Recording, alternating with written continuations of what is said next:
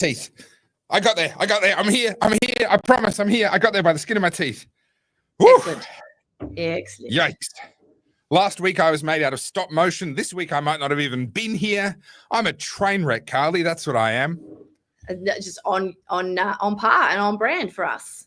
Any technical issues today or? No, nutsack, keys, wallet, phone. I think I've got everything. Yeah, just making sure I'm here, you know.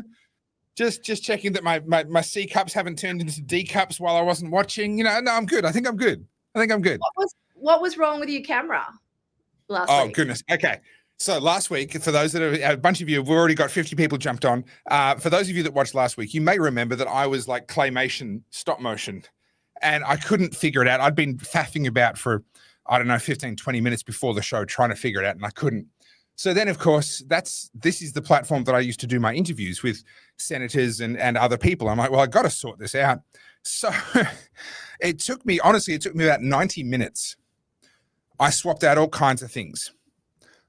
Finally, in desperation, because it makes no sense and it should not have made any difference whatsoever, I took the cable, the USB-C cable that was connecting the Rodecaster with my laptop, which I had tried swapping out and didn't get a difference. I then took that cable and I swapped it end for end and I plugged it back in, but in the opposite orientation. And that is what you see before you right now. Wow. Yeah, okay. Why did that work and the alternate cable did not? I don't know. I have no answers for you. No answers. That's so weird because you use this camera all the time and then just all of a sudden it just shits itself and goes, nah, actually I'm done. Yes. Yeah. Well, I mean, I think it's just sort of, you know, how dogs take on the personality and the appearance of their owners. I think my cables are taking on my kind of personality. Just every now and again, it just shits itself and goes, you know what, I'm done. It's just, that's what I do, you know?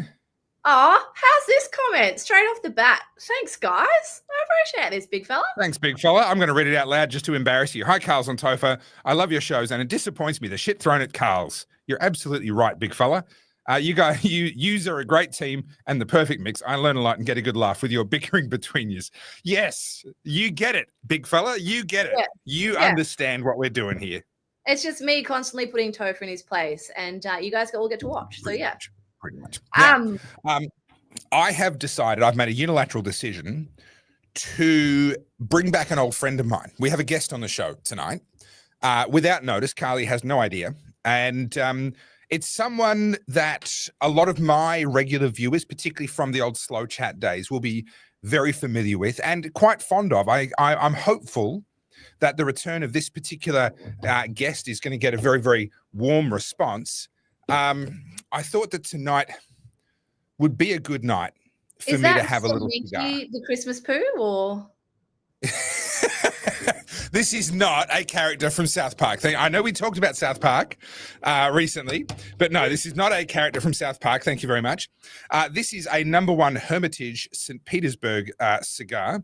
Don't ask me for too many details. I actually don't recall them off the top of my head. But I had a visit today from a business partner friend of mine. We run a cigar importing business together.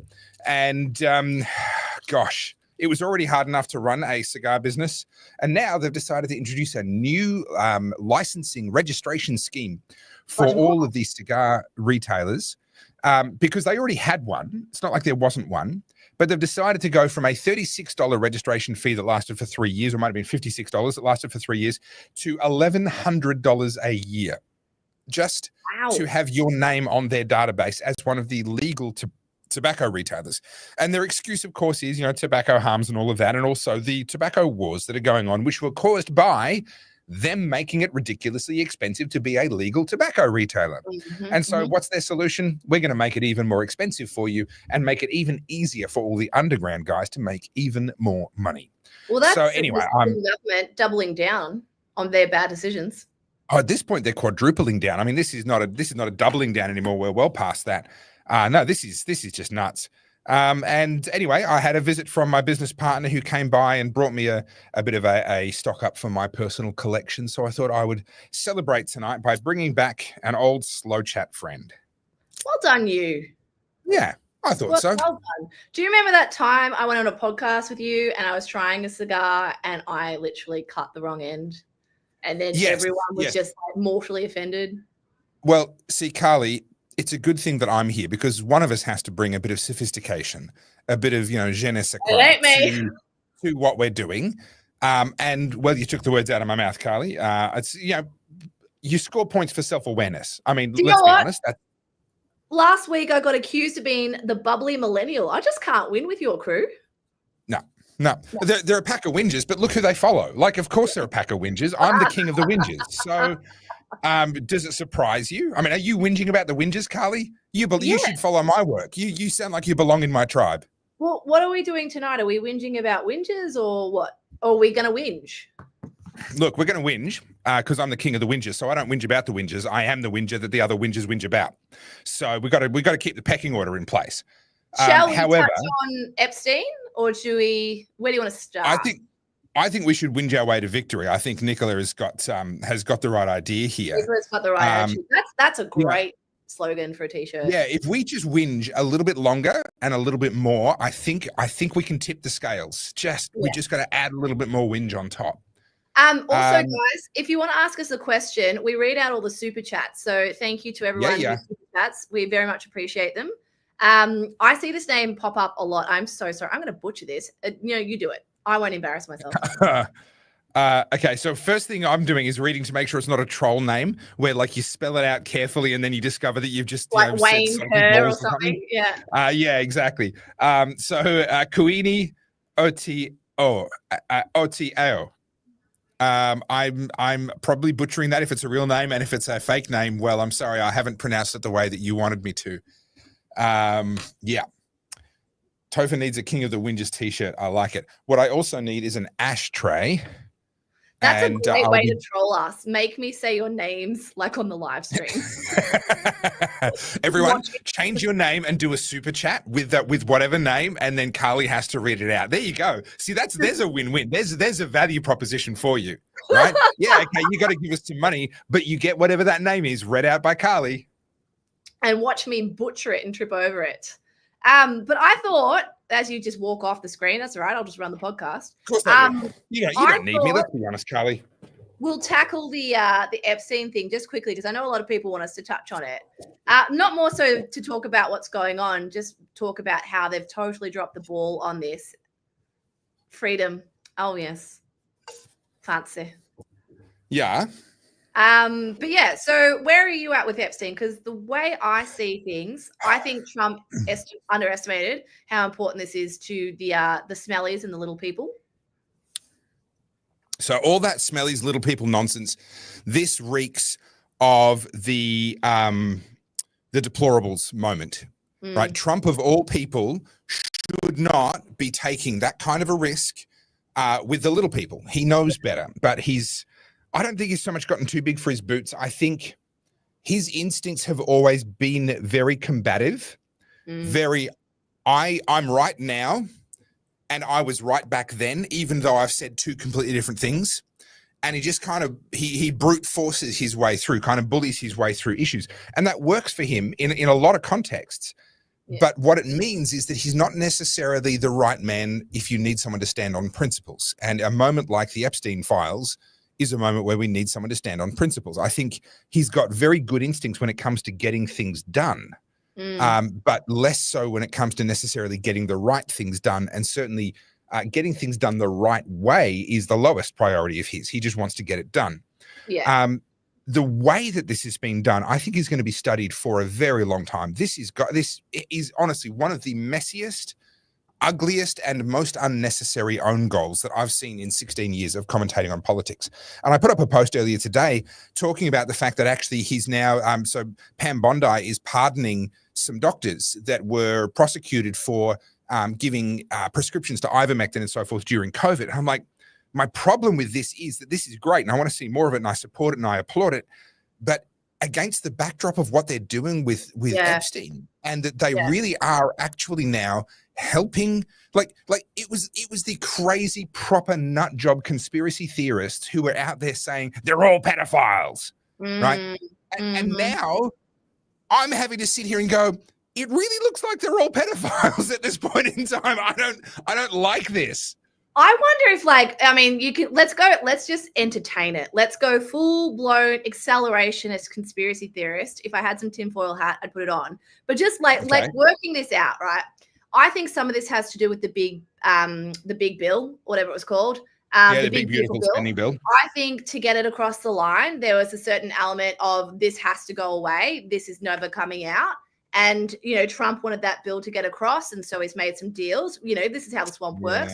And I also think, and look, I could be totally wrong, but I agree with what Tucker Carlson said, but I also agree that there is an element of these blackmail deals and these like insider videos and things like that have been set up over the last couple of decades, by the CIA or Mossad or whichever intelligence agency. And these people are assets. And if you pull that thread and unravel this sweater, like literally 2/3 of the world's governments will be like in rapture. And I think that could lead to destabilization. And then it's sort of like, it's not just politicians. I know a lot of people think it's politicians. It's worse than that. It's your judges. It's people who are senior bureaucrats. It's, tech leaders. It could be all sorts of people. And so if you pull that thread and keep pulling that thread, then you get to the point, all right, there goes, no, I'm not saying it's the Supreme Court, but like, you start losing all these big heads. You go, okay, well, shit, who's going to stand in? I wonder if sorry. But also it's a little bit like, I think a lot of it would compromise people who have become informants for the CIA and people who have potentially done operations for the CIA. Now, I'm saying I'm not supporting the idea of not releasing the files. I think release the files and let the axe fall, right? Yeah. Let the chips fall where they may. That's my position on this. But the rationale will be, we've worked so hard, we've got assets in places, they owe us favors. If we stop protecting them, then we lose the leverage over them. And these could be senior nuclear scientists in Iran. These could be people planted in various diplomatic ministries in Russia and in China and in various sort of geopolitical rivals, where that operation ran for decades, and it took them decades to get those people and to get leverage over those people. And once they had that leverage, well, essentially releasing the Epstein Files is going to give that leverage away. And I can understand that thinking from a no principle, pure pragmatic, what is going to give us the best geopolitical advantage as America, the geopolitical rival? That makes sense. Yeah. What is going to give us the firmest moral foundation as America, the civilization? Well, that's a very different question with a very different answer, because I think the answer to that is you expose everybody for everything and you let the chips fall where they may. Yes, some of those people who got compromised and turned into CIA informants are going to be grabbed by their own governments and summarily executed. That will happen to some of those people because they've become CIA assets. And if they're on that list, their own governments are going to know that they're CIA assets. I think that is a price that we need to pay, because the alternative is saying you can get away with pedophilia if you are rich and powerful and well-connected enough. Yeah, absolutely. I'm just going to read out a couple of super chats, and we'll get back to it. Patrick, the random roadie Van Rost. I said that wrong, probably. Oh my God, such a relief to see a fellow cigar enthusiast. We are a dying breed. I'm not an enthusiast. I'm an importer. That's him grifting, guys, in case you're wondering. That's him saying, go and buy his cigars, of which I don't know where you buy them, but sure. Well, the difficulty is the laws are so strict around advertising that actually it's challenging for me to be able to say the company's name whilst smoking on a live stream, because then this becomes advertising and that's illegal. Yeah. So it's a really tricky thing. What I will say is that there's a wonderful YouTube channel called The Cigar Professor, and you should go and have a look at their live streams. They do really great work. And you might discover that actually, if you were to go to their Facebook page, that you can order from them and all sorts of stuff. But they are the best cigar reviewers in Australia, The Cigar Professor. There you go. Well done. Just on this one here. So what about this? Is it a plan? Is it a POTUS setup? Bondi Select Special Counsel, Matt Gaetz, God help them. I think actually, I think Trump has underestimated the swamp. Yes, he is the president of the United States, but the swamp is bigger than that and it's above him. And I think it's just a gentle reminder to all of us that we can't actually break this system. I know people don't want to hear that. I know what people want. People want us to dismantle it, burn it to the ground and rebuild it. But we cannot. This runs deep. This has been over a century. This is all big money, backroom deals. And I don't think Trump was probably the greatest we could get to it, but I don't think you can dismantle this. I really don't. I'm going to add a yet onto the end of that statement, and then I will agree with it. You can't take Berlin when you haven't stormed the beaches of Normandy. But once you've pushed over the Maginot Line and you've got over the Pyrenees and you've got into the outer lying areas of Germany, well, then you start talking about how you're going to take Berlin. Yeah. At this point in time, no one has pushed back against the deep state ever. This is a war that we're unwillingly fighting. But yeah. I don't like giving everyone doomsday speeches, but where I see the optimistic opportunities is platforms like this, having the conversation away from the mainstream media, having the conversation away from those who have controlled it for a long period of time. And, I think it's really important here because I do see this in the comments all the time. People believe they know the answer, oh, you don't know, I've read this and I've seen this and you just don't know. And I appreciate that. And I understand that, if you've gone and read some, dark web stuff, you feel like you've got an insight, the upper hand. But I think very few of us would be able to get to the bottom of this. I think it is that deep, that convoluted, that fortified, that it's going to take generations to uncover this. And unfortunately, we're going to need to let some of them die off. Yeah, a lot of them are going to get away with it. A lot of them are never going to get held accountable in this life. I would argue that they're going to face accountability in the next, but that's a matter for each individual to work out. Let's wait and see. Bitcoin at an all-time high today. I was just chatting with someone today, and someone that they know got into Bitcoin when it was, I think, below 12,000. I think is what they said, and of course they look like a genius now, but you got to remember at the time, everyone's like, how can this be worth $10,000? Like, this is nuts. This is insane. You're crazy. You're going to lose all your money.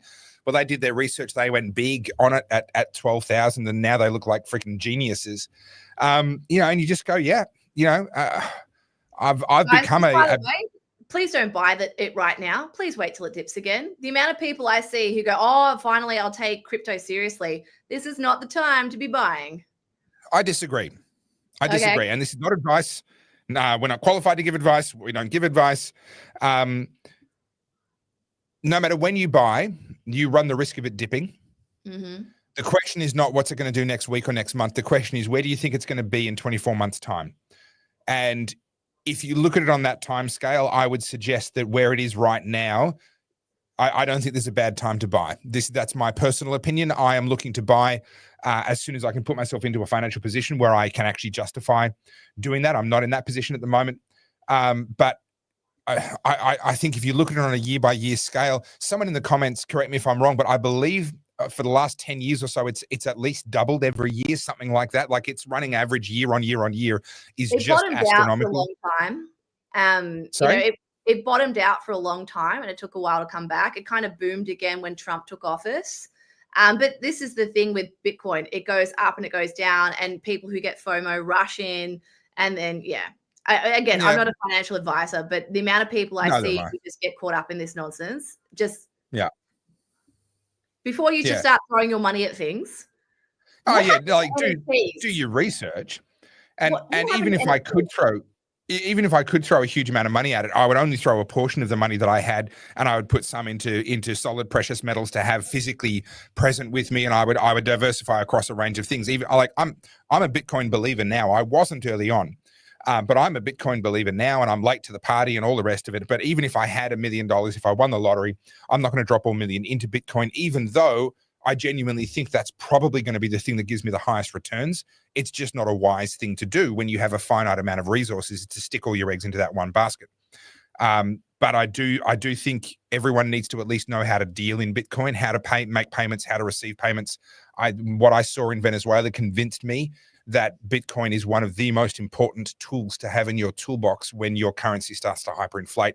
And regardless of whether you think it's going to appreciate long-term, whether it's a good investment, it is without question a good means of trade that is permissionless. You don't have to get a bank to agree to let you do the transaction. And that gets really important when times get tough.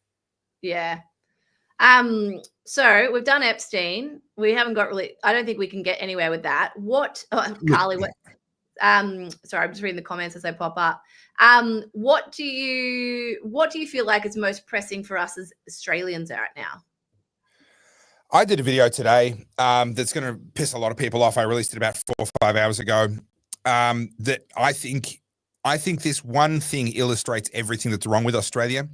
And it's such a sacred cow that I started to work on this video and I'm like, oh, I'm going to have to say everything really carefully, blah, blah, blah. And then I went, no, fuck it. I'm not saying it carefully. I'm just going to piss everybody off because it's got to be said. We are stealing from the future in order to make unproductive people comfortable in the present. And that's not just going to hurt us in the future. It's already hurting us now. A large part of the reason why our standard of living is dropping right now is because we started stealing from the future 30 years ago. In the 90s and then into the early 2000s, when John Howard was prime minister, he did massive expansions of middle-class welfare. This was all about helping people to be more comfortable than their level of productivity deserved. It was popular with voters, and so it's been expanded ever since. But anytime you exchange, whether it's government money, welfare money, or whether it's private money, anytime you exchange money with no value in return, you make the world a poorer place. And this is we've had our compassion weaponized against us so deeply that this feels really offensive to a lot of people. But when you make somebody work for the money you give them, you make the world a better place than it would have been if you had simply given that money to them. And yes, there is a place for charity. No one should starve. No one should die from bad water. No one should die from exposure. I do believe people should be given basic medical care at no expense to them if they can't afford it. But beyond that base level of making sure somebody doesn't die, if I've put clothes on your back and you turn around and say, oh, these clothes are a bit outdated, have you got anything more up to date? Work, motherfucker. If I give you a bunk bed in a dorm room and you say to me, oh, I haven't got any privacy here, work, motherfucker. Like you have absolutely no damn right to lay claim to any value that you're not willing to work for. And for the Christians among you that, some people get upset about, the language that I use. Yes, it's called English. And those words are a part of the English language. But also they get upset about charities like this sacred cow for a lot of Christians. Read the book of Proverbs and read it with a clear and open mind. This is by reputation the wisest man who ever lived, King Solomon. These are the truisms, the observations and the wisdom of King Solomon. And he says in there in multiple different ways throughout the 31 chapters, he says a worker's hunger drives them on. Right. In other words, if someone's hungry, make them work. That's gonna spur them to go, hey, how do I get more work? How do I do more work? How do I do better? Also says those who will not work should not eat. Now it's talking about an act of the will. This is an important distinction here. It's talking about the people who are capable but refuse. That's a very different thing to someone who's willing but unable. So, for example, a child might be willing but unable. They don't have the skills. They don't have the strength. They're not tall enough, right? A disabled person doesn't have the capacity potentially. An elderly person doesn't have the capacity. We as a society and we as Christians should certainly be in the business of caring for those people. But if someone has the capacity and they are not doing the best that they can within whatever their restrictions are, right? If someone's got one arm, their job options are limited compared to someone with two arms. But having one arm is not an excuse to do nothing. You figure out what's the best I can do under my circumstances. And if someone refuses to do that, they should go hungry until the hunger teaches them to get off their ass and figure out what they can do. And this is a biblical concept. Sorry, keep going. This is such an important concept because every time we give money away and we don't make the other side of that transaction create any value, we are stealing from the future. And it's a very simple equation. The future value that our children and our grandchildren inherit from us is a very simple sum. It's the value that we create minus the value that we consume. Right. And whatever's left over, they get. We were born into a wonderful country because our ancestors left over roads and hospitals and electricity grids and technology and all that stuff that we inherited. They invented it. They worked for it. They created it and they died and it was left to us. We are now, and it was left to us without debt, by the way. The state of Victoria was debt-free in the 1990s. The country was debt-free until 2007. So at a state and at a federal level, we were debt-free with all of that infrastructure. Now that infrastructure is crumbling and we've loaded it up with debt, and that's what we're handing on to our kids. Our generation right now is literally stealing our kids' futures. And for me, that is, and sorry, the reason why I went off on this was because of that video of Victorian Premier Jacinta Allen giving away that house. Yeah. Right? That is completely immoral. I'm sorry. I don't care how well-intentioned it is. It is actually immoral. It is morally wrong to give away a brand new house with no exchange of value in return. You are stealing from our kids. I agree, but I'd go one further and say I attribute a lot of the lack of social cohesion we have right now with a fundamental lack of self-esteem. And I talk about this a lot on the podcast, but self-esteem is curated through action, not through pontificating through things that you've read in books and then you parrot through social media and whatnot. Self-esteem is paramount to people growing up and maturing and being able to contribute. And a big part of becoming an adult is being able to mature through that process. And last week, you and I had a conversation around entrepreneurship, and because we got a comment basically saying that, you know, graphic designers are a dime a dozen, they can't make any money. And what that did was send us off on a discussion around the fact that talent doesn't mean anything at the end of the day. You could have raw talent, but if you don't harness it and you don't work, that talent's useless, right? So and it was interesting because I was reading through the comments on that segment today, and it's just generally a mindset that people go, well, I shouldn't have to work so hard. It shouldn't be this hard. And I'm like, you're missing the point. You're attributing working hard to getting money. You feel like you shouldn't have to sweat to get money because it's hard for you, where I would argue that hard that you're avoiding is exactly what you need to go where you want to go, but you're not willing to travel through that. You're not willing to, you know, get your hands dirty, for lack of a better description.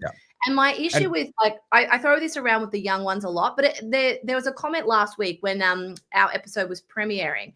And there was a guy arguing that he earns $75,000 a year and he's happy. He doesn't need bells and whistles. He doesn't need all that. And I made a comment. So what made this conversation happen is I made a comment in the live chat that I want to aim for $100 million in net worth. And like, I understand that's a huge figure. Those people look at that and go, what the fuck? That's a lot of money. But I'm like, why do I have to put a ceiling on it? Why not $1 billion? Like I could, like, who's to say, you know? And it was interesting seeing the different responses, because some people were like, yeah, get after it. But other people were like, why would you do that?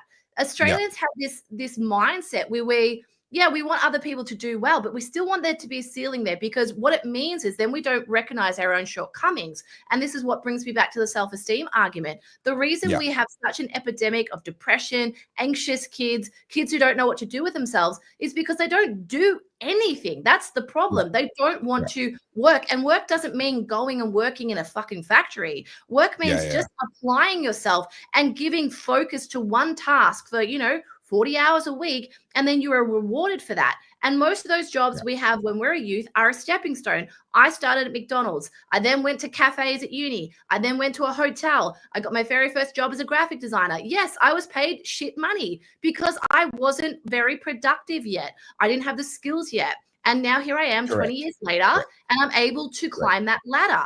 I don't know why we've all of a sudden made this a bad thing to have ambition, to want to be hungry for more. I don't know why that's demonized now. So let me go one step further and piss off anybody that I haven't yet pissed off tonight. You have a moral obligation to make $100 million if you have it in you. Because if the inheritance that we pass on to our children, and again, for those that are listening with sort of a Christian lens on, a righteous man leaves an inheritance to his children's children. Again, that's in Proverbs. So our objective ought to be to leave that inheritance. We demonize inheritances. The inheritance tax. Oh, he didn't earn that. That was his dad. That was his mum. Well, that's actually a part of our culture's rejection of basic Christian ethics. A righteous man leaves an inheritance to his children's children. And so if our objective is to leave an inheritance, and the inheritance we leave is the sum of how much we create minus how much we consume, then failing to maximize how much you create in value for the world and for your kids is tantamount to becoming an alcoholic and squandering all of the wealth. It's the same. The end result is the same. You are passing on a fraction of what you could have to your kids. Now, think about all the people you care about, all the people you love, all the charities and all the causes, and what a different world they would live in if you could actually solve a lot of their money problems. Money doesn't solve every problem, but money solves money problems.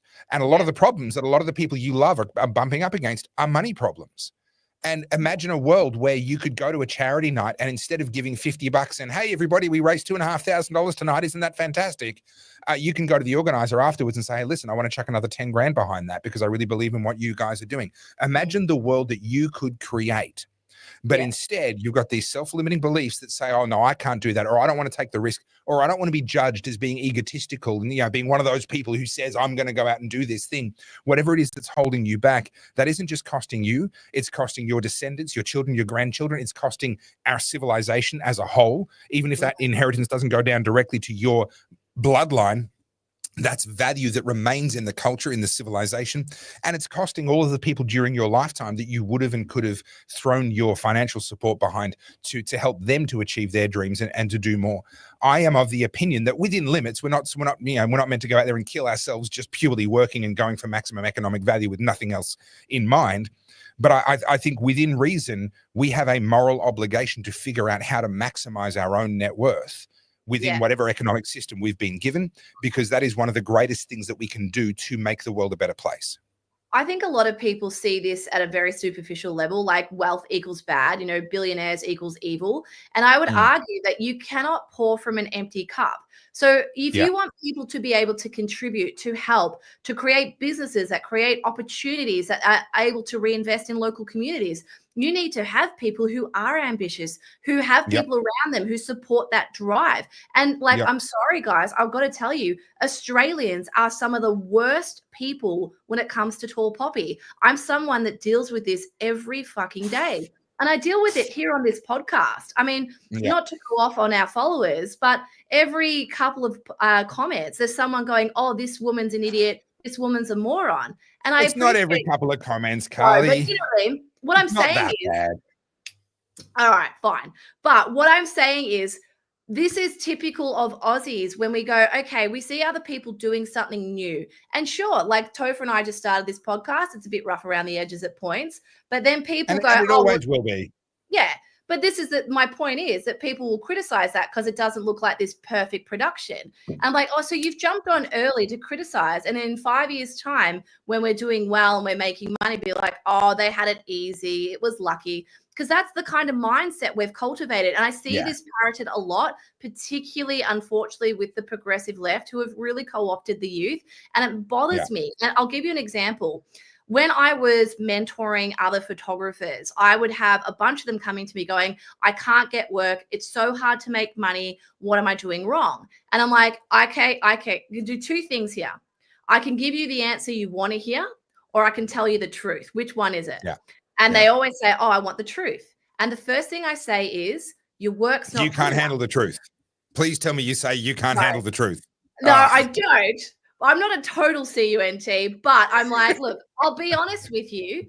Your work's not good enough. Like, this is the thing about the free market. If you're good and people see value in it, they'll invest with you. And if you're not good enough for people to invest with you, then you've got to keep working. You should be hungry.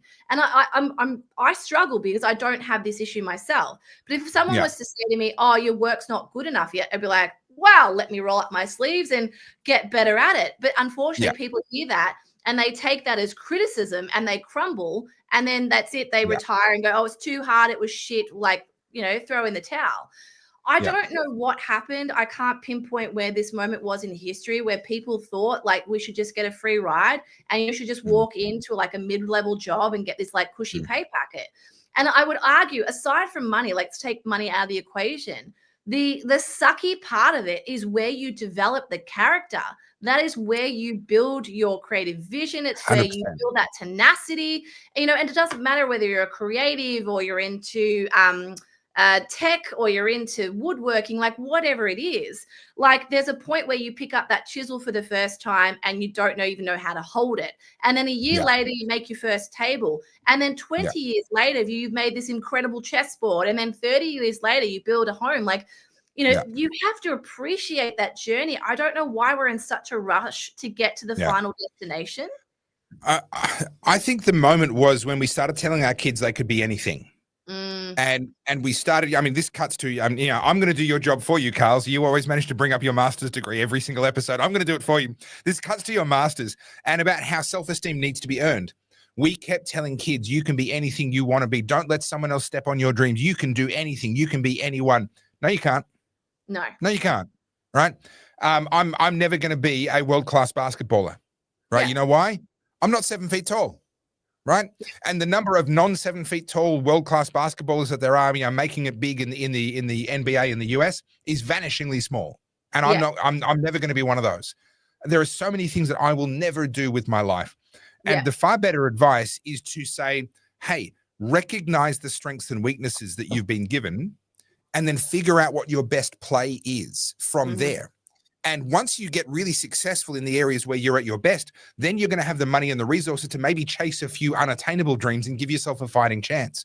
But if you start out from nothing, with nothing, chasing the unattainable dream, you've set yourself up with a 99.999 something % chance of complete and abject failure. And what happens is people get disillusioned because they got told from their childhood, you can do anything, don't let anyone get in your way. If anyone tries to hold you back from your dreams, you just get them out of your life, all that sort of stuff. And so they sit there and go, well, I'm not achieving my dreams. It can't be my fault. It must be the world. The world is stopping me. The world is holding me down. And they go looking for something to blame. And this is why, to your point, a lot of young people have been co-opted by the radical left, because the radical left are basically in the business of telling them, hey, you're a victim. There's someone else to blame here. You got held down. And that is the perfect segue. That's the perfect continuation of the thinking they were raised with in the first place. And it's toxic. It's poisonous. Yeah.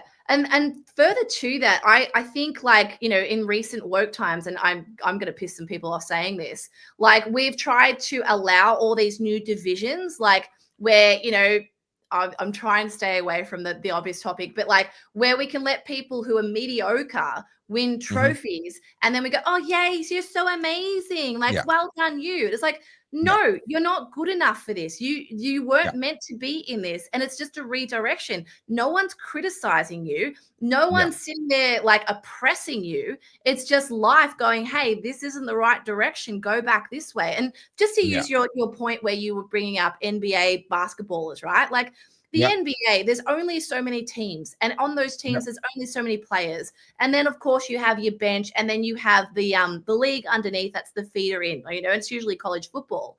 Now, okay, sure, you might love and live and breathe basketball, but realistically, can you hang with Kobe Bryant and LeBron James? Probably not. That's okay. Do you know how many other opportunities are in NBA?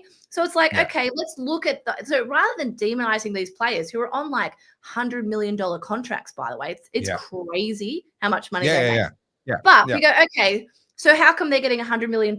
Because they support an industry that's worth billions. And it means not only do we have the players, under the players, we have the coaches, we have the physios, the OTs, we have the managers, we have the masseuse, we have the people running the stadiums, we have the people running the catering, we have the people doing all the media. Like, what about the people doing the commercial deals and the sponsorship deals and the product design and all of that? Yeah. And so, like, someone had a crack at me last week for saying, why are you and Topher so harsh on mediocre? The reason we're harsh on mediocre is because if you're feeling mediocre, it means you're not in the right lane.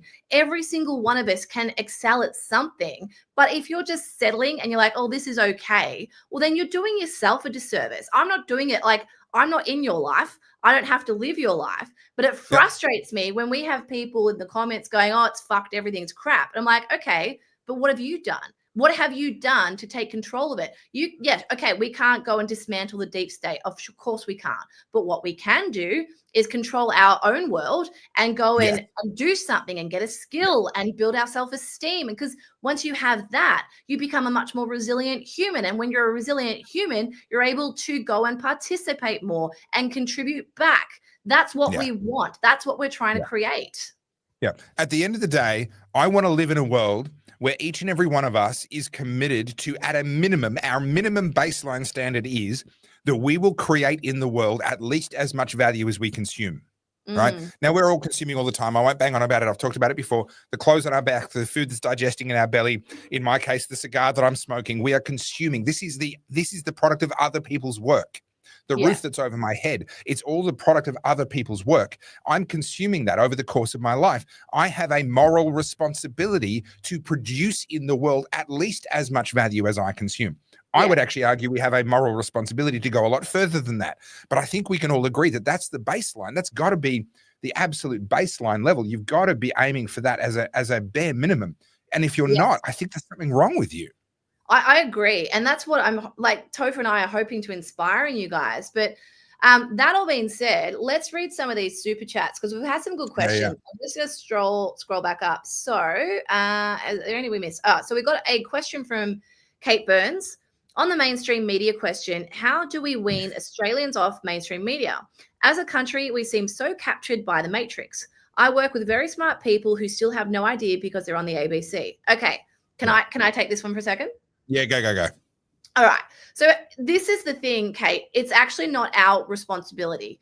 People wake up at different times. People need to have something in their life. I hate saying the word triggered because it's such a co-opted word now, but you need something that sort of becomes the catalyst for you to start questioning. So for you, it might make sense. And I don't know when it was that you became disenfranchised with the mainstream media. Perhaps it was COVID. Maybe it was earlier than that.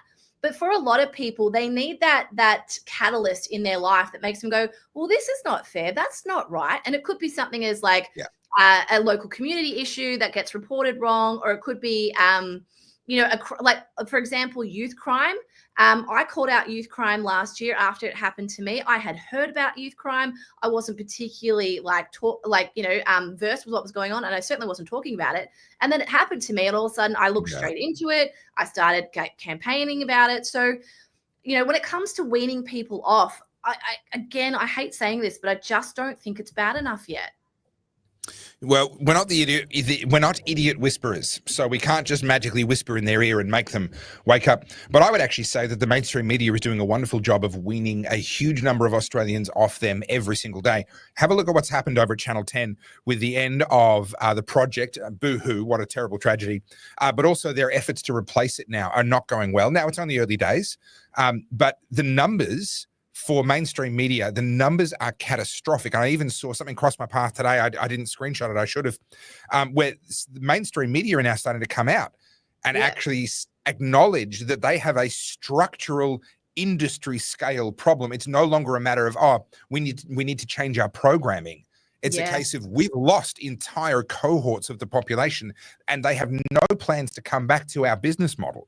So they are beginning to realize, and I think it is going to be a little bit of a bit of a tipping point. Remember that a lot of these people that are caught up in the mainstream, a lot of it is done out of habit, and it's done so that they can have the water cooler conversation the next day. Oh, did you see the latest episode of Married at First Sight? Oh, yes, I did. Right? They're in that group. As the water cooler conversation changes, because people are gradually migrating, there will come a tipping point where these people start to feel like they're the outsiders. Oh, there's this thing on YouTube. I haven't seen that. No, tell me about that. Oh, everyone's talking. Oh, I better go and look that up. And we can shift the culture that way. It takes time, but I think it's already a work in progress. Yeah, and I would argue you can't pull people. But further to what you're just talking about, I started my career in publishing. So I first worked at Fairfax. I used to design for the local papers and The Age. And then I went across to news, so Murdoch. And I worked, I didn't work on MX, the free newspaper. I worked in news magazines. So all the Condé Nast titles like Vogue and all that. But they had, do you remember MX, the paper? Yeah. Yeah, I used to love MX, and they shared the level of us. And that was when that whole HWT tower was all, Herald Sun and all that sort of stuff. And during the GFC, I was there for that. Herald Weekly Times is what HWT used to stand for. Yes. The Weekly Times is still around. But during the GFC, there was a massive thing of redundancies. And that was kind of the end of the magazine because everyone was starting to go online, and a lot of different magazines were getting their first websites. But at that time, just before the GFC, do you remember the Sunday pullout of the Herald Sun, like the Sunday magazine? Yeah, kind of, yeah. Yeah, so it was like the Sunday pullout. that could command an advertising spend of the back page of that magazine of $36,000. So when we talk about mainstream media, we need to understand their circulation was huge because they had all the eyeballs.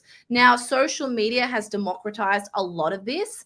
And unfortunately, because they're very stuffy in the way that they produce content and they make content, they're too slow to do things. So like you can have TikTok journalists chucking up information about the mushroom killer within seconds before the news media have got a chance to go through all the different editors and get things signed off. But aside from that, what I would argue is like, this is what Topher and I are doing, and Avi and Rukshan. So we saw how the podcasting world single-handedly handed Trump the election because Trump was willing to go on your Theo Vaughns and your Joe Rogans. In Australia, we don't really have that yet. It's very grassroots. But what you're seeing is independent media is starting to become sophisticated. And, you know, people call us grifters and things like that. But at the end of the day, if you want not a replacement, but if you want something to step in over mainstream media, you need to support people who are putting their necks out and doing things from a grassroots incentive.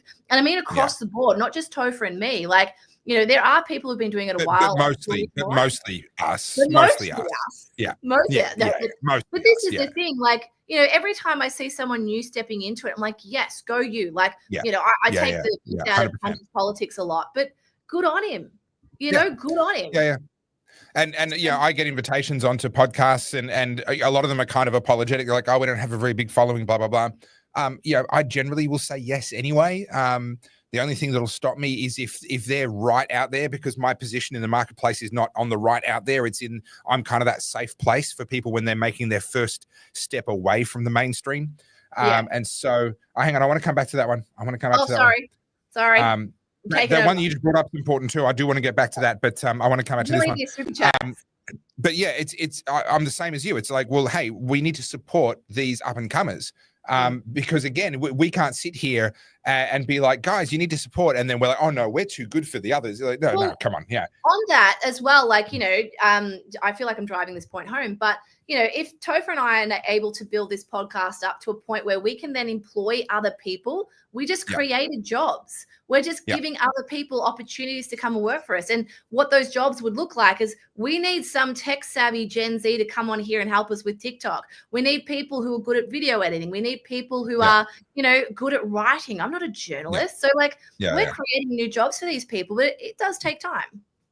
And my vision with the Aussie Wire, which is the project that unfortunately ended early, my vision was to get it to the point where it was profitable so that I could bring on additional on-screen talent. The idea was it would become Australia's answer to the Daily Wire. We would have a panel of people. Now, unfortunately, the project ended up going a little bit off the rails and I left. But now I'm basically trying to do the same thing, but without the financial backing. I'm trying to bootstrap the same thing. I'm now at a scale where I can start to pay my team. I'm not really paying myself yet, but I can start to pay a team. I've got an editor now. I've got an admin person coming on. We've got a social media person starting soon. I'm paying for a rebrand thanks to Carly. You know, I'm managing to begin to get that momentum. The next step, once I kind of build that machine, the next step is to start to bring on other front of screen, front of house talent. And in a way, Carly, you know, what we're doing here is kind of the first step towards that. You're bootstrapping as well. You're not getting paid. And in fact, this is costing you a lot. But you and I kind of joining forces is, in my mind, that's the beginning of that journey and that process. So I want to get to this question because it's really good. You and I have talked, Carly, about having a book club. We haven't done anything with it yet, but we have talked about it before. Yes. And I'd be really interested to know. Yeah, well, would people actually want to be just tell us in the comments. If we started a book club, is that something that's interesting to you? Would you jump on board something like that? And the specific book here is The Mandibles by Lionel Shriver.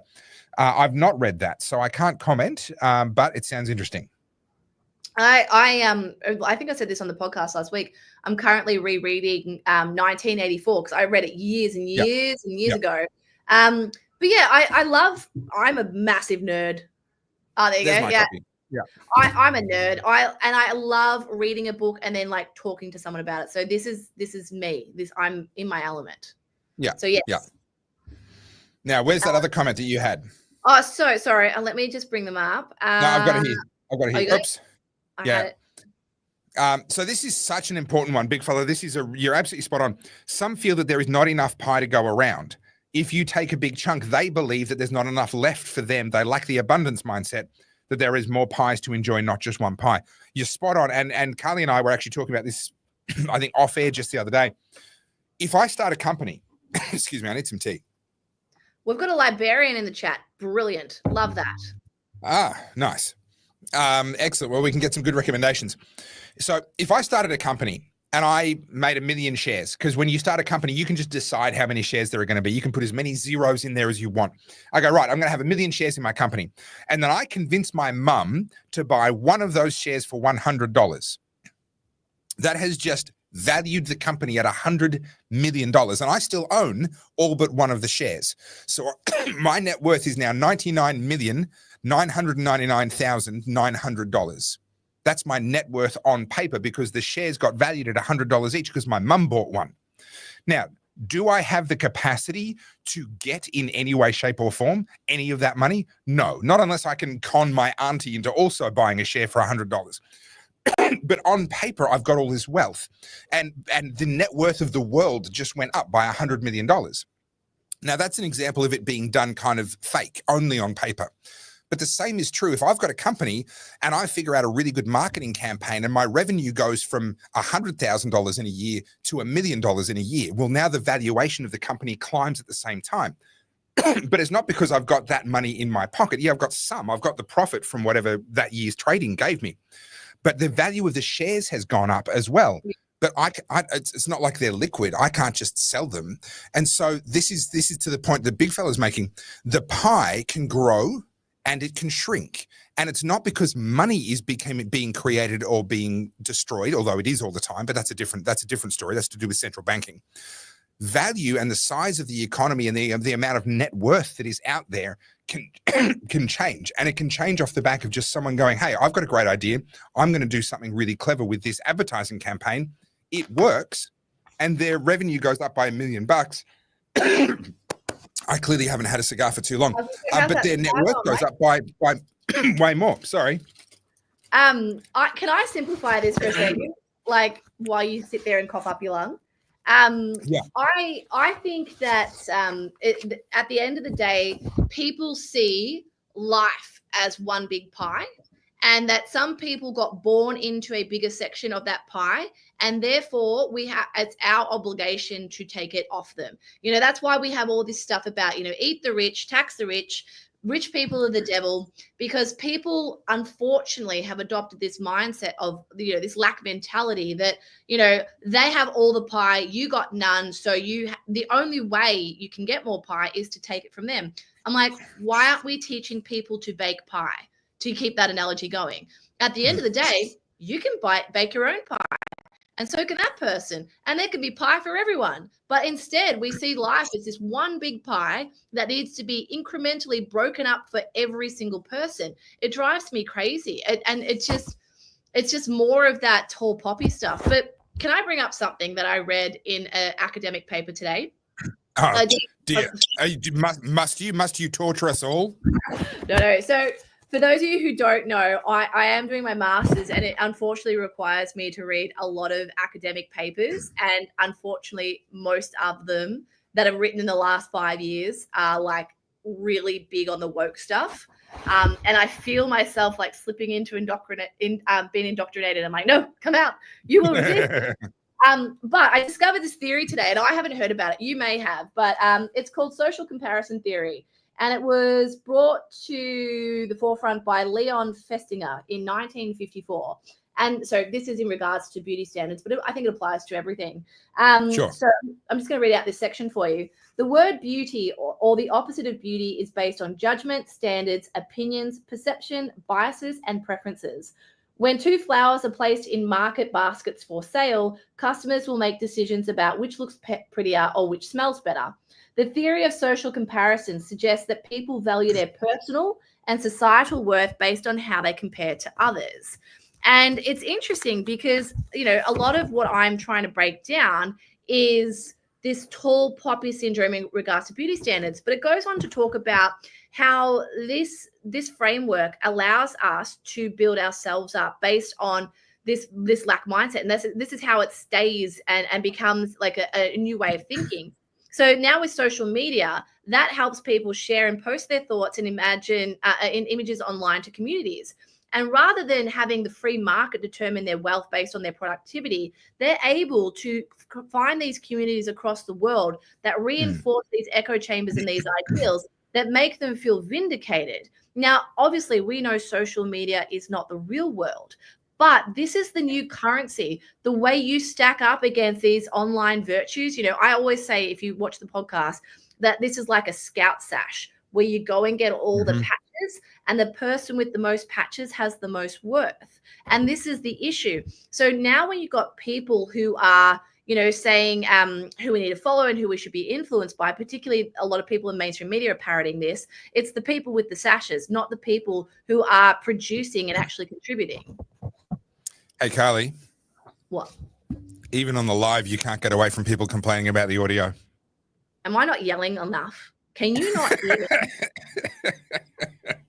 I don't think I need the microphone. I feel like I'm talking loud enough. I think your mic is just fine. I just wanted to, someone gave me the chance to stir the pot, so I thought I would. I think they just know it's like a trigger point for me. Like, how do we piss her off? Tell her the mics aren't working. Yeah. And yes, I do need a scotch to cleanse the tonsils, but I don't have any with me. I'm stuck with some black tea that has gone well and truly cold. I've just thrown a Strepsil in to try and numb the back of the throat. But I want to give a shout out to Pro Engineer because he is on every live chat. We always have good chats. So I'm not prolific with the comments, which we appreciate. Not just the super chats, but just all the comments from you we appreciate. I actually learn a lot from you guys in the comments, so I really do appreciate it. And if I look like I'm looking there, it's because I'm trying to read them. They keep popping up really quick. But yeah, I'm not here for perfect. I'm here for reality, and I like that. I appreciate that. And then what have we got? Danger Dan, keep punching Topher. We will win in the end. What about me? Me? Well, no, hang on. You're misreading it. He's instructing you to keep punching Topher. Oh, he's like, brilliant. Keep punching Topher. We'll win in the end. Violence I can get around. Violence is my language, though. So I see him on Wednesday. I'll just get a couple of, jabs in there. Yeah. Don't worry, Danger Dan. She'll sort me out. All right. What else have we got? I don't think I've read this one from Daniel Moore. It's even costing people who are working to try creating wealth, as government is making it harder for people to afford the value offered by a service. I agree with that, which is why things like Bitcoin are going to become very valuable soon, because when you start to look at different opportunities to exchange values and services, it might have to circumnavigate traditional systems. You know what I'm saying? Picking up what I'm putting down? Especially with the way banks are now saying, oh, what do you want the money for? It's getting ridiculous. And so getting into permissionless banking, even if you don't believe that Bitcoin's going to increase in value, whatever, that's fine. I could be wrong about all of that, and I'm not giving advice anyway. But I think having the ability to trade, to make payments, and to receive payments without anyone being able to have an opinion about whether you should is going to be an increasingly valuable thing going forward. Do you remember the barter card? Did you ever use that? My parents were huge into the barter card. They loved it. Yeah, I didn't have it myself, but my employer at the time when I was at uni had barter cart, and like that was great. Like that was a great system. Look, that kind of approach has pretty fundamental flaws. It's always going to struggle, and I think it still exists, but it's a fraction of what it was in its heyday. But yes, in principle, in principle, that kind of idea, and I think we need to start to do more for each other, non-monetarily, if that makes sense. I'm not going to. It's killing you, isn't it? This is ridiculous. I don't know why. But anyway, it is. Yes. You need to toughen up the lungs. I love this comment. Dear Topher, I have a 1953 Chev with a 5.7 liter 350 V8 and a 1977 Harley chopper. Am I pissing off Chris Bowen enough? More. Listen, more. You're close. You're close. What you need to do now is to get an original RX-3 Mazda and put a naturally aspirated 4-rotor in it with straight pipes. Now, I know you're a V8 guy, so you're probably hating the fact that I'm mentioning rotaries right now. But if you want something that burns petrol and oil and makes a hell of a banshee noise, that's what's missing from you. You've got a beautiful collection started, but that's what's missing. Well, what's missing is some American muscle, like a 6.4 supercharged Hemi V8 engine. Come on, you want to piss people off? Do it properly. Is a 5.7 liter 1953 Chev not American muscle enough for you, Carly? Wow. I want more. I want to see that. I want to see that supercharge. I want to see people seeing your big, mean, nasty-looking TRX pulling up into Woolies and taking up 4 car parks. That's what I want. You just want to have one of those in the front of your ridiculous Jeep. That's all this is about. That's your dream engine to stick in the front of Dexter. I just want to annoy everyone when I drive. I want people to see me coming and then get annoyed that my car doesn't fit in traditional car parks. That's what I want. If that's your ambition, you've already succeeded. Everyone's annoyed when they see you coming. I mean, congratulations. Life goal achieved. But you know what's interesting? I know we were going to talk about EVs, and we can probably talk about that on the podcast because I know we're running out of time. Yeah, we're out of time today. But isn't it interesting how the value of those internal combustion engines on those cars and anything made prior, I'm going to say 2018, are retaining their value because now we don't, cars nowadays are unfortunately planned obsolescence like our white goods. And everything made prior to that didn't have all the stupid like EPA laws and all the bloody bells and whistles and all the beepy things. Yeah. Like, I will never upgrade my Jeep for that reason. Well, they've started making wedding dresses out of stainless steel now because the white ones don't match the kitchen anymore. You want all your kitchen appliances to be matching. No, you're quite right, though, because what's happened is people have realized, number one, your car is dobbing on you. Your car is recording and reporting on you. Your cars now can be turned off. And this is all to do with safety and blah, blah, blah. Of course it is. And they are so darn annoying. I got into someone's late model, really nice Subaru WRX a little while back. And neither of us could figure out how to turn off the lane departure warning. We couldn't find the button for it. Couldn't find it in the menu system. Unfortunately. Gareth's mum has it's a Kia. I can't remember the name of it. But it has like a notification every time you swap speed zones, and you can manually turn that off. But all the other things like the cars driving beside you, if you're getting too close to the lane, all that sort of stuff, it just constantly beeps at you. And I would argue that's actually making people way worse drivers because they're not having to manually check and know what they're doing. When I unfortunately had a car accident last year, and I thought my car was going to be written off, and thank God it wasn't. But I went and entertained the idea of buying a new Jeep, and I got to say, I hated it. It had no soul. I don't need like a Tesla friggin' digital screen in it, man. Okay. I've got this much cigar left, which means I'm not in a hurry. I'm not in a hurry to finish the show right on time today. All right, here we go. Hilarious. The Jeep or the iPhone? Which one is it? You were hilarious when you were car shopping because I sent you a whole bunch of sensible suggestions and you promised me that you would look at them. I'm the guy that people talk to when they're buying a new car, right? I kind of keep up with what's going on and people ask me questions, and you did that. And I gave you my advice and my thoughts on what would suit you and your needs. As a photographer, you've got gear. Every now and again, you need a bit of off-road capability to get into a location. We talked it through, and you said you were heading out to go and test drive some of the cars that I had recommended to you. And the next thing I get from you on my phone is an MMS, a picture message, and it is a car that I looked at and I went, that's your old car. Yeah. How have they fixed that so fast? How have they fixed it at all? And no, it wasn't your old car. It was precisely the same damn car, just a couple of years newer. But of course, being a Jeep, it looked identical. They hadn't changed a thing on the outside. So you are properly in the cult of Jeep. No, do you know what? This is the thing, right? And I actually would argue, since you've got your cigar, let's go down this chat. When it comes to my purchases, like your car is one of your biggest purchases, right? And look, not everyone's a car person, and I appreciate that. So if you're not a car person and you can't relate, no shade. But for me, I wanted something that firstly is practical. Obviously, I need the car to be able to take me where I need to go. I always have gear. When I bought that car, I had my clothing company. So I needed something that could tow. I also needed something that if I had stuff inside it, I could lock it down. I needed something that fit people. And I also wanted something that was fun. Now the Jeep, you can take the roof off, do all sorts of stuff. But I'm not trying to sell you all Jeeps, or am I? But Yeah, and even if you were, it wouldn't work. Oh, I don't know. I reckon I could twist I've driven. What was it? The Rubicon, the longer one. No, that's the Gladiator. The Gladiator. That's it. I drove a Gladiator. And no offense, my mate's probably watching this. Horrible thing. I could not get out of it fast enough. Look, they're cool cars for cool people. Unfortunately, as we talked about before, life will direct you the different way. You had to go the wanky European car. I went the American car. You need the cool car. I need a sophisticated car. It's one of the big differences between us. No, so this is the thing. But back to the car choice, right? That car has got almost 250,000 kilometers on it. It's been nothing but reliable. Everyone's like, oh, Jeeps are unreliable. I don't know about that. My car's been amazing. And it's like, G will call it agricultural. And we can read into that statement because he's downstairs watching this. And agricultural, I take as an insult. But he said it was a good thing because it's a simple car to fix.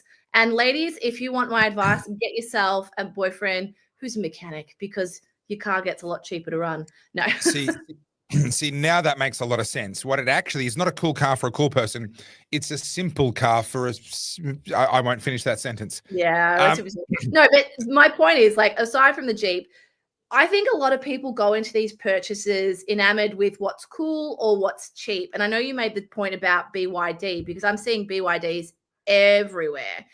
And again, this is like people who get caught up into, firstly, FOMO. So like EVs, oh, they're cheap. Like that makes so much sense. Why would we spend money on a good car? But again, like I feel like there's that rite of passage that parents of this generation aren't handing down. It's like to buy smart. Make an investment in a car that obviously is going to do what you need it to do. Like if you've got a family, you need to be able to carry car seats, whatever. But choose the car. It might be more expensive up front, but one that's not going to cost you a fortune to service, that you're not going to blow through tires on a regular basis, that you can get parts for, that might hold its resale value. You know, there's many. We're depriving young people as well of the experience of the first car, the cheap and cheerful, the bomb. The car that they love dearly, but falling on you or needing a good little like smack on the bloody dash to get started, then you haven't had a first car.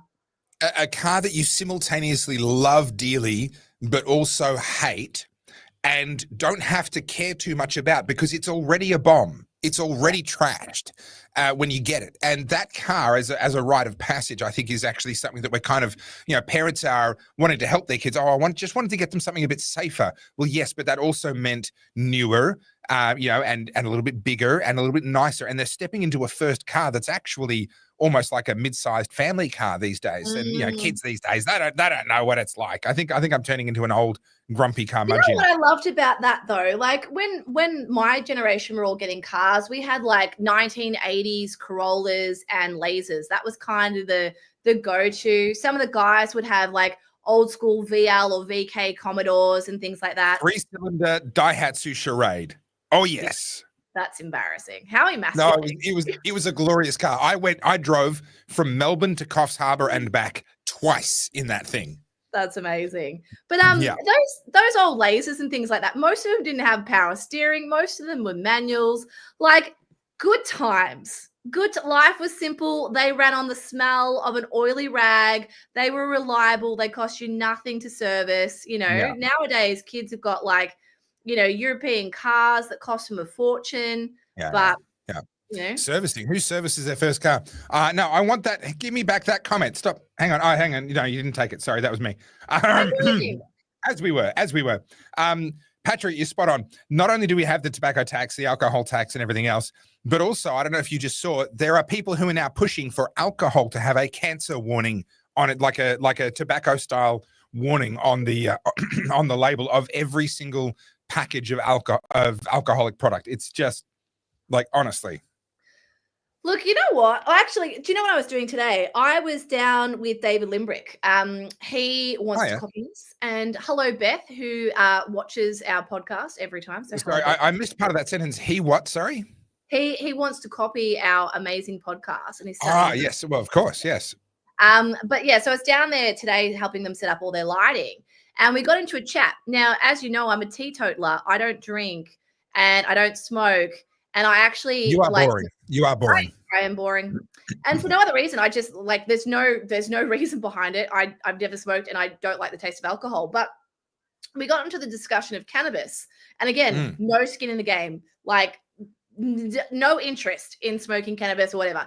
I don't give a fuck if other people do it. But I made the comment and I was like, look, I don't care what other people do in their own homes, but I personally don't want to smell marijuana walking around. I've been to San Fran. I've been to a lot of places where it's legalized in America, and I can't stand it.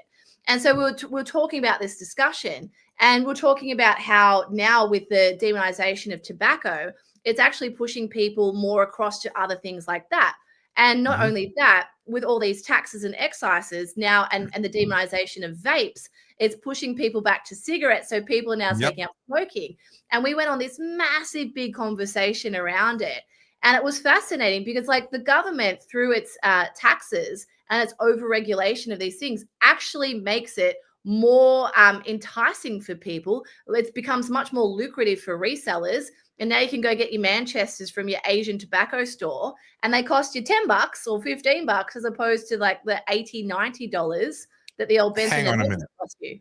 Yes. Hang on a minute, Carly, because we're going to get done for misinformation, because what it sounds like you're saying, which I'm sure you're not, but what it sounds like you're saying is that government programs end up achieving the opposite of what they said they were trying to achieve. You couldn't possibly be saying that. No, that's not the kind of thing that we would say here on the Oddcast. Doesn't sound like anything a libertarian like me would suggest. And also, Hannah here is saying something that I would never dare to say because I would get done for sexual harassment. But Hannah says, your hair is looking amazing tonight, Carly.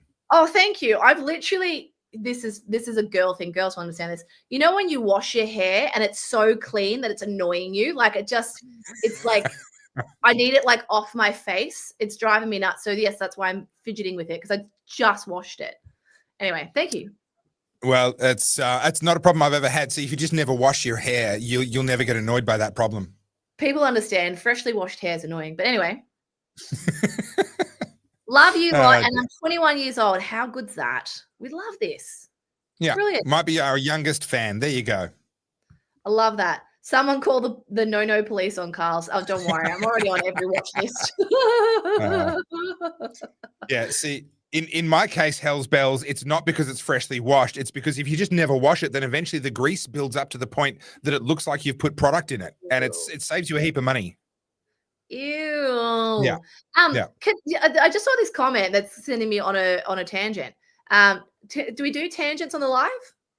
Look, we can do tangents. Do I have to sing the song? I think we should. We should embarrass you in front of the people who are watching. Tangent time, tangent time, tangent time. There you go. So just on this, I hate seeing fat, overweight people. I find it really interesting that, like, I think most people, if they haven't gotten the memo that cigarette smoking's bad for you, will they're never going to stop, right? Yeah. And it's the same as we know that alcohol in excess is not good for you. People know these things and then they take that advice and then they make their own decisions. Like at the end of the day, we have free will. We can do what we want. But I find it really interesting that we just went through 5-6 years of body positivity and forcing people to accept that morbidly obese is beautiful. Now, look, I'm not sitting here having a crack at anyone who's overweight. I understand there's a lot of circumstances to it, but why isn't the government discussing things that are bad for our health regarding additives in our food and the proliferation of junk food that's advertised to kids during kids segments and kids shows and making the health star rating? I bought a box of Milo cereal. I'm throwing myself under the bus. I got done by some Coles advertising. Okay, judge me. But I grew up and Milo cereal was delicious. And I was like, I wonder if it still tastes good. And I bought it. It makes me feel yuck in the tummy. But anyway, my point is, on that box of Milo cereal, it had a 4.5 star health rating. I'm like, what this is just sugar. I know this. I'm a 39-year-old woman. I can make this decision for myself. But saying this is health food is insane.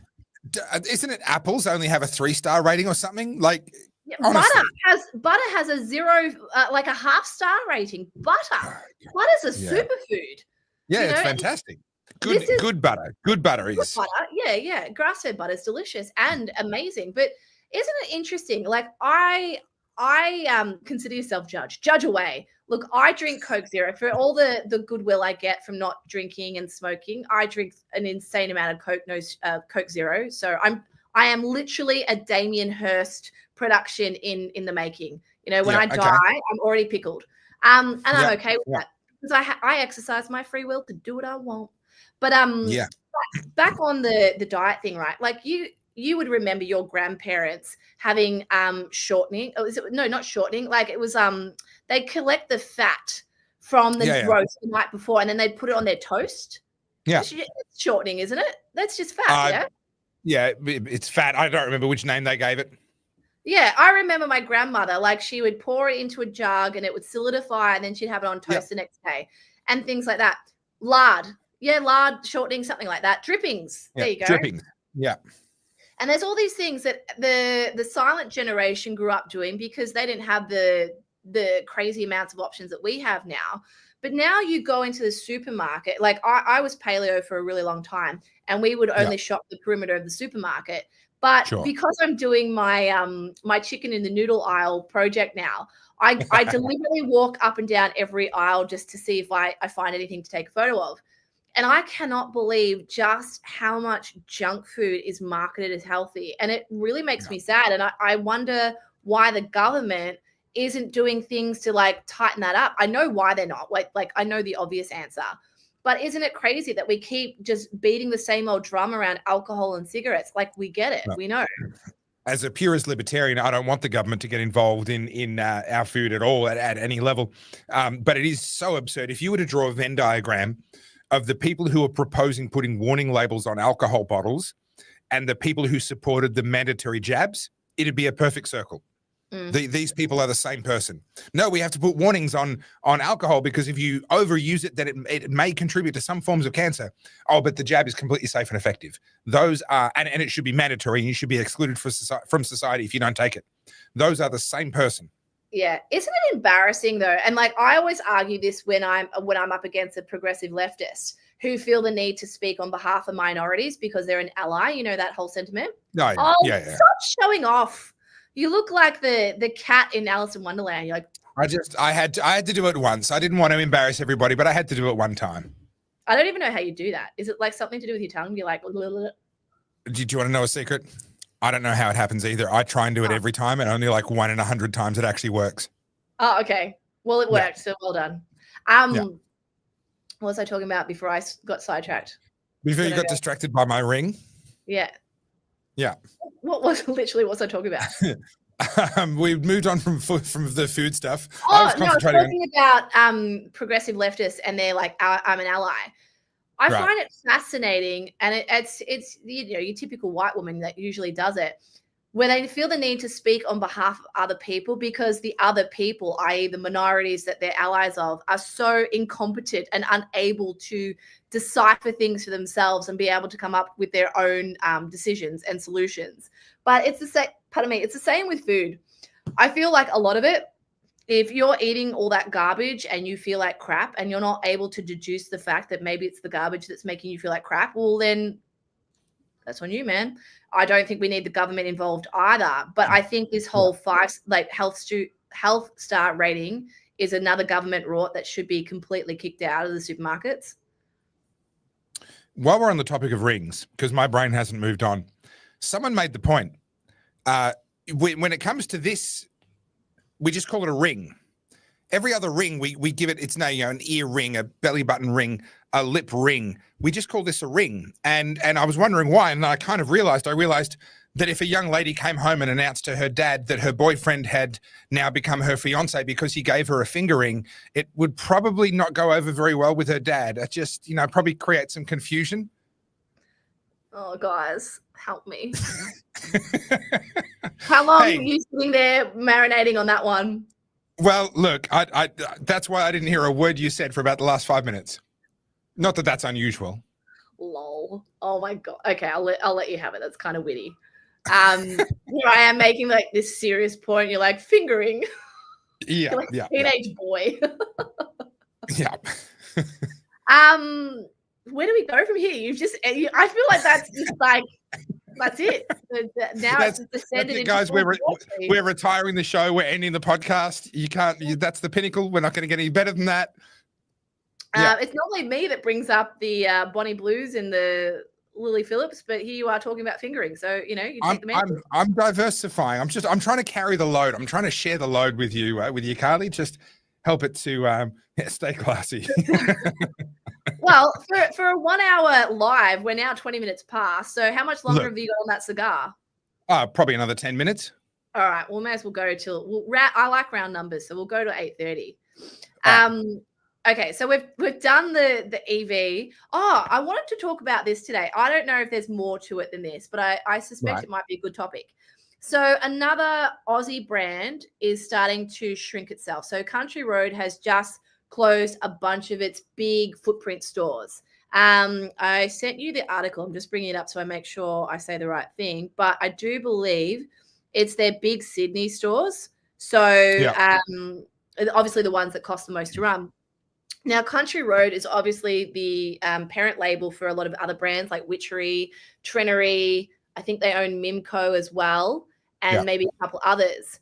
And I find it really interesting that something like such an Aussie staple like Country Road is going through. I think they said their turnover had shrunk by 7%, which, when you think about it, that's a huge amount. And retail, I mean, people complain about retail markup, and it's true. Retail markup is very, very large, but it has to be large because their overheads are so big. So to lose 7% of your top line revenue means probably losing 50% of your profit at the end of the month after you've covered all of your overheads. This comment here is owned by Woolworths. It's not owned by Australian Wool. It's not owned by Wesfarmers. It's owned by South African Woolworths, but it was it was an Australian brand. Okay, I didn't know that. Yeah, it's owned by a South African parent company.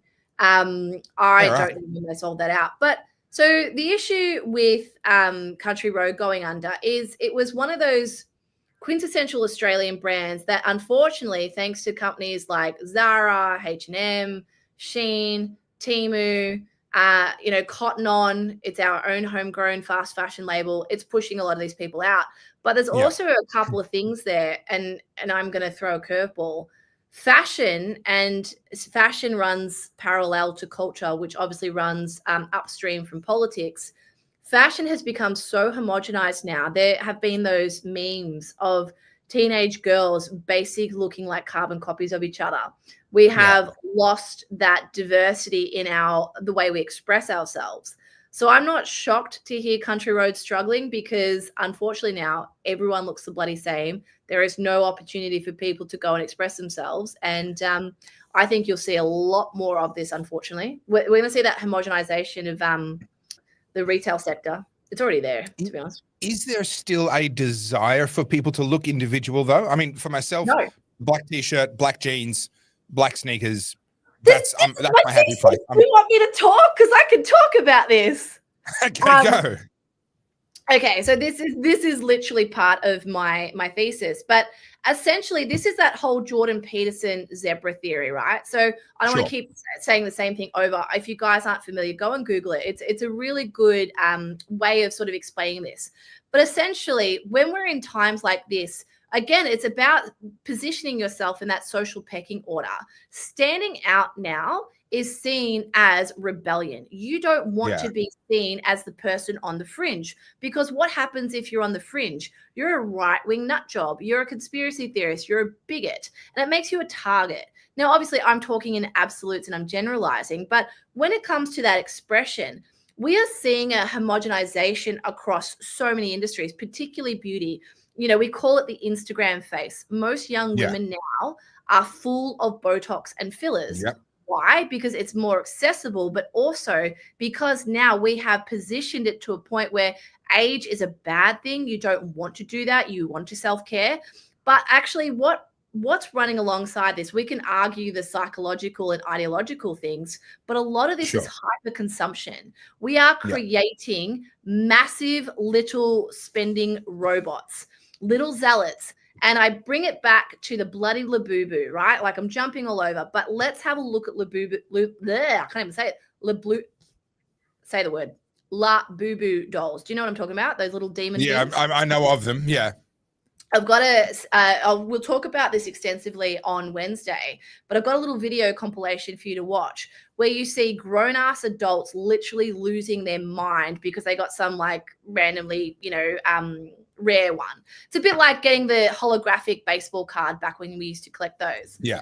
But what this is keeping people on this conveyor belt of hyperconsumption. This isn't capitalism. This is a capitalism like gone crazy. This is like the sushi train, just buy. And when you feel like you've bought enough, you buy more. This is why we see haul videos. So I would say the Labubu dolls are in a slightly different niche within the capitalist world, where they've activated the gambling gene, the uncertainty, the unknowing, the same reason why people get into your trading cards and these sorts of things.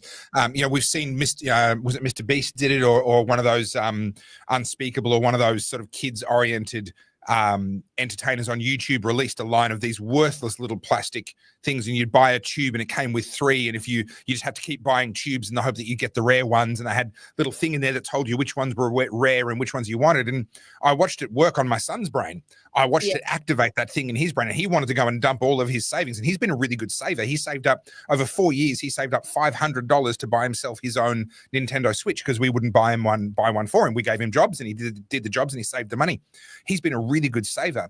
And I watched as this activated in his brain, and that gambling element of it just hooked him. And we talked it through, and I got him to the point where he could see it for what it was, and could see how he'd been manipulated into desperately wanting something that was in fact worthless. And we bought a couple of tubes, and he played with them, and he lost interest and moved on. But that's a sub niche within that sort of capitalist world.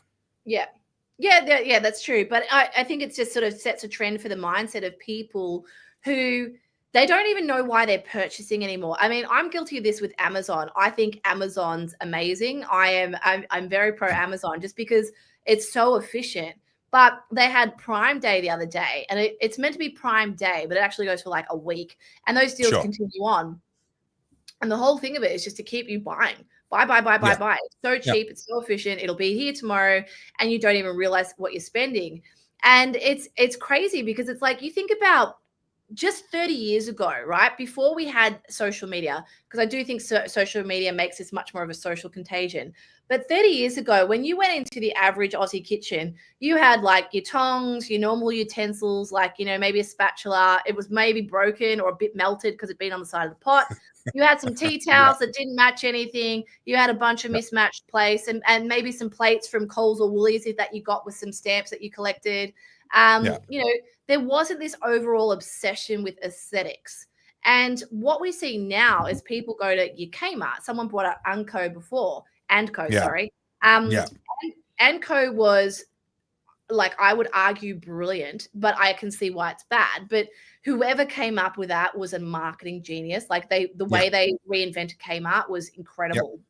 But what you see now is people have to go and get plates for a season. Oh, it's like a winter overhaul of my house. So I'm going to change all the decor to look more wintry. And, oh, this is the new way that we're doing salt and pepper shakers. So we're going to go buy these cute salt and pepper shakers.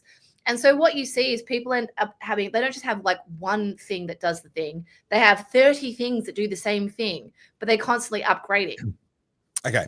I'm going to jump in there though, because there is the solution to this problem. So when I set up my first house, I moved out of home. I can't remember, late teens, early 20s. I can't remember exactly. I moved out of my parents' home into my first house of my own in St. Albans. I was renting, and I had to buy everything. I literally had nothing, and I wasn't even taking my bed with me from home. So I moved there, and I had to go down to the Kmart and buy my own cutlery and plates and everything else. And I remember back then, even the cheapest available sets, in order for me to have 12 of each thing, because I wanted 12 because I had friends that had come over for dinner and everything, I had to buy 2 full sets, and I found the cheapest option I could, and it still ran me about $180 for the 2 sets of 6 of each thing. And now you can get, a set of 6 of each thing for a fraction of that amount of money. You can find them on special for $15, $20. And so it's actually possible to live cheaper than ever if you resist the drive to, because what they've done is they've tried to bring the price point down to the point where they're essentially a consumable, and then they want us to consume them by constantly updating. But if you go, right, I'm gonna enjoy that price point, and I'm not going to buy into that consumerism. You can furnish a house now for less money than ever before. Now, yeah, okay, some of it's crap, but if you're careful, you can furnish a house with good stuff. You can have a kitchen with decent stuff. There's nothing wrong with this stuff. Yeah. And you can do it for a fraction of the price. And this cuts back to our conversation around the cost of living. And yes, there is a cost of living crisis on. It is real, and it's very, very serious. But within that, there's a subset of people that are complaining about the cost of living whilst trying to keep up with every single new fad that's come along, and they're going back and they're buying more. And actually, if you just opt out of that, the cost of living pressure is significantly reduced, because actually some of these things, plates and cups being a case in point, they're cheaper than ever. Yeah. Oh, absolutely. And this is why minimalism is like a little subculture now. I went through that phase. I moved, I had a big house, and I moved, and I progressively got into smaller houses. And then I moved to Torquay and went back into a big house. And now I'm in a giant house. And it's interesting. Every time I downsized, I was like, do I really need to keep moving these wine glasses around that I literally never use? So I got rid of so much stuff. And even now, like, we have 4 main plates that we use, and we have 8 coffee cups. And like, I mean, yeah, we use the dishwasher every night, but I got to a point where, firstly, I didn't want to move houses with all this junk, but I actually find that your house gets messier when you have so much stuff. And I've seen a lot of content recently, because I mean, this is obviously what I'm looking at for part of my thesis, but there's little businesses who are popping up, young girls, and to be honest, it's great entrepreneurship, so I'm not knocking them for this. But these young girls will go to someone's house who has like a massive walk-in wardrobe that's just overflowing with clothes, like insane amounts of clothes. And their job is to go in there and categorize everything and organize it and make it a lot more user-friendly. And like great entrepreneurship. But what I think is like, holy shit, how did you get to a point where your wardrobe is so full? There's no way you wear all these clothes. Yeah. And the only reason you have all those clothes is because they're probably cheap ones, you know? And to the point that you need a consultant to help you organize your oversized walk-in wardrobe. Like, sorry, that's an off-the-chain first world problem right there. Yeah, it's interesting, but it's funny because I just saw someone comment, and I've lost the comment. I just bought that TV for my shoot, which I did yesterday, and I'll show you the photos on Wednesday because they're cool. They're really cool. But I used that that TV set, and I think it's from 1976. It's like a color TV, like the original, like wooden one, and it still works. And you know, you can see the element behind it doing its thing and whatever. If that were one of those widescreen TVs that you bought 3 years ago, it already wouldn't be working. It'd already be in the landfill. So there's an element of like, we also make everything, it's all planned obsolescence to keep you buying. And I understand that, which is why I was saying before about the car thing. I don't want a new car because I want my car to last. Yeah, and that's particularly in the tech spaces where that sort of things just aren't lasting, and they're not made to last. And there are good economic reasons for that, but there is the planned obsolescence as well. But it is now 8:30. I want to talk about this comment here. So CJ Westman has come back with an explanation. The Mandibles, which is the book that he or she, I'm not sure, asked us to do a book club on, is a fictional story of a family in New York City witnessing the downfall of society, all starting from the implementation of public health care. And then this is the important bit, Carly, that I wanted to make sure you saw. FYI, I have a 700 horsepower plus 2010 GTS with a supercharged 6.2 litre V8. Well, CJ Westman, thank you for feeding the plants. It makes me happy to know so many people out there still appreciate their cars. I feel like we've cultivated a good crew here. Yeah, we've got good people. Today, to be honest. Now, here's an interesting question I'm going to put to you live on air. Wants us off. Sorry, mate. Yes, we're wrapping up. Wrap it up. We're wrapping up. Well, I want to put a question to you. One of the reasons why I was happy to stay on was, one, I had my cigar was still going. Number two, I wonder if 7 o'clock is too early, because the number of people that are watching continues to climb over time, and we're now up over 1,192 people are watching right now across all the different platforms. And I wonder whether, Carly, should we ask our audience, don't tell them I asked this, which it is just a private chat between you and me, should we ask them whether maybe we need to start at 8 o'clock instead of 7? To be honest, I think 7 times dinner time for most people, but yeah, it's too early. All right, guys, in the chat, would you prefer 7 p.m. or 8 p.m.? Just answer one or the other, 7 p.m. or 8 p.m. Got a real mix here. Got a real mix. 7:30. Don't split the difference. God. We're not the 7:30 report. 8 either. Don't sit on the fence. Don't give me this fence-sitting Switzerland business. Pick one. 8 o'clock, 8 o'clock. Don't carry the way. Yes, I never make it before 7:30. Fuck the advice. No, I'll be asleep. Yeah, it's a split. Okay. It's a split. Oh, okay. Here's someone who's thinking maybe outside the box. I mean, we've just gone 1,200 people. The number is still climbing. It's 8:30, and the number is climbing. I think maybe, I don't know. Do we make it a 2-hour show? I mean, I've never run out of things to say before, so I mean, No. Sure. I could talk for 6 hours. Whether or not you want to listen, that's beside the point. It is a real split. It is a real split. Now, this is a good point. If we started at 8 p.m., you'd have to stick to the 1 hour or it'll be past my bedtime. That's probably true. We'd probably going much past 9 o'clock's not really going to be great. Let's have a chat about it during the week, Carly. And I don't know, maybe we trial a 2-hour show. Maybe we see what happens. And we can start maybe at 7:30 next week, just to. But you just you just had a go at all the people splitting the difference, and now you're splitting the difference. I'm reading the comments. I'm being influenced by our community. I care about you guys. But look, I mean, we've just hit the 1,200 mark, so yeah. All right. Well, All look, right, my guys. cigar is done. Carl's could talk underwater, yes, with a mouthful of Mars balls. Mars balls? Marbles. Whatever. We're gonna. You thought I was the one bringing the dirty to the show. We're moving right on from that one. Guys, make sure you tune in next Monday we will announce it. Maybe, I don't know, we'll decide the time, but next week we'll be back on Monday. But obviously we have a podcast every Wednesday.